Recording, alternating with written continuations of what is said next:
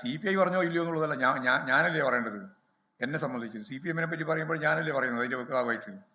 CPIM-നെ സംബന്ധിച്ചിടത്തോളം ഇപ്പോഴും അത് പൂർണ്ണമായ അർത്ഥത്തിൽ ഓരോന്നായിട്ട് പരിശോധിച്ച് നോക്കണം. പരിശോധിച്ച് നോക്കിയിട്ട് ആവശ്യമായ നിലപാടാണ് അതിൽ സ്വീകരിക്കേണ്ടത്. ഇപ്പോഴും ശബരിമലയുടെ ഭാഗമായിട്ടുള്ള നേട്ടം ഉണ്ടായിരുന്നു എങ്കിൽ BJP-ക്ക് ഇത്രയൊന്നും സീറ്റ് കിട്ടിയാൽ പോരല്ലോ. BJP യഥാർത്ഥത്തിൽ ഈ തിരുവനന്തപുരം കോർപ്പറേഷൻ കഴിച്ച പുറത്തെന്താണുള്ളത്? വളരെ ദയനീയമായ രീതിയിലല്ലേ ഉണ്ടായത്. അവർക്ക് ഉണ്ടായിരുന്നു തന്നെ പോവല്ലേ ഇത്. അവരെ സ്വാധീനം ഏറ്റവും പ്രധാനപ്പെട്ട തെളിവല്ലേ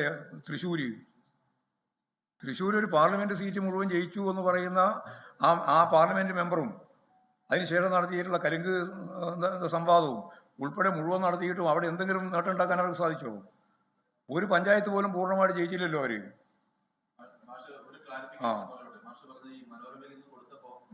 നിങ്ങൾ മനോരമയാ?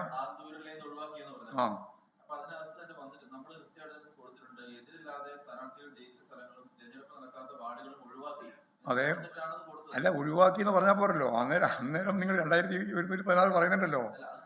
2116 പറയുമ്പോൾ നിങ്ങൾ മനസ്സിലാക്കേണ്ടത് അവിടെ ആന്തൂരാണ്. ആന്തൂരിൽ ഇപ്പോഴും 29 ഇടതുപക്ഷ മുന്നണി എന്ന് പറഞ്ഞാൽ CPM-ൻ്റെയും തന്നെയാണ്. അങ്ങനെയുള്ള ആ അഞ്ചെണ്ണാണ്. പിന്നെ മലപ്പട്ടത്ത് മിക്കവാറും 100% നമ്മൾ ജയിക്കുന്നതാണ്. ഒന്നാണ് ഇപ്രാവശ്യം പോയത്. അപ്പോൾ അവിടെയും ഈ 3 ജയിച്ചത് ആ രീതിയിലാണ്. അപ്പോൾ 8 വാർഡോ അല്ലെങ്കിൽ ഡിവിഷൻ ഉൾപ്പെടെ അവിടെ ഉണ്ടായിട്ട് അതിനെ നിങ്ങൾ പരിഗണിക്കുന്നില്ലല്ലോ.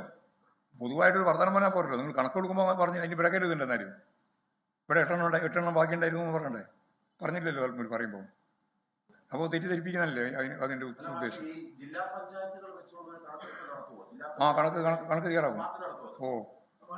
അതിപ്പോൾ ജില്ലാ കമ്മിറ്റിയുടെ യോഗം ചേരുമ്പോഴേക്ക് ഞാൻ പറഞ്ഞല്ലോ, ഈ മാസം തന്നെ എല്ലാ ജില്ലാ കമ്മിറ്റികളും ചേരാനാണ് തീരുമാനിച്ചിട്ടുള്ളത്. സെക്രട്ടേറിയറ്റും ജില്ലാ കമ്മിറ്റിയും ചേർന്ന് ഇവിടുന്ന് ടീമായിട്ട് സഹാക്കൾ പങ്കെടുത്ത് എല്ലാ കമ്മിറ്റികളും ചേർന്നതിന് ശേഷം ഞങ്ങളിവിടെ സംഘടനാപരമായ പരിശോധന നടത്തും. അപ്പോഴേക്ക് നിങ്ങൾ ഈ പറയുന്ന നിങ്ങളുടെ എല്ലാ ചോദ്യത്തിനും മറുപടി പറയാൻ സാധിക്കുന്ന രീതിയിലുള്ള ഒരു റിവ്യൂ ഞങ്ങൾ തയ്യാറാക്കും.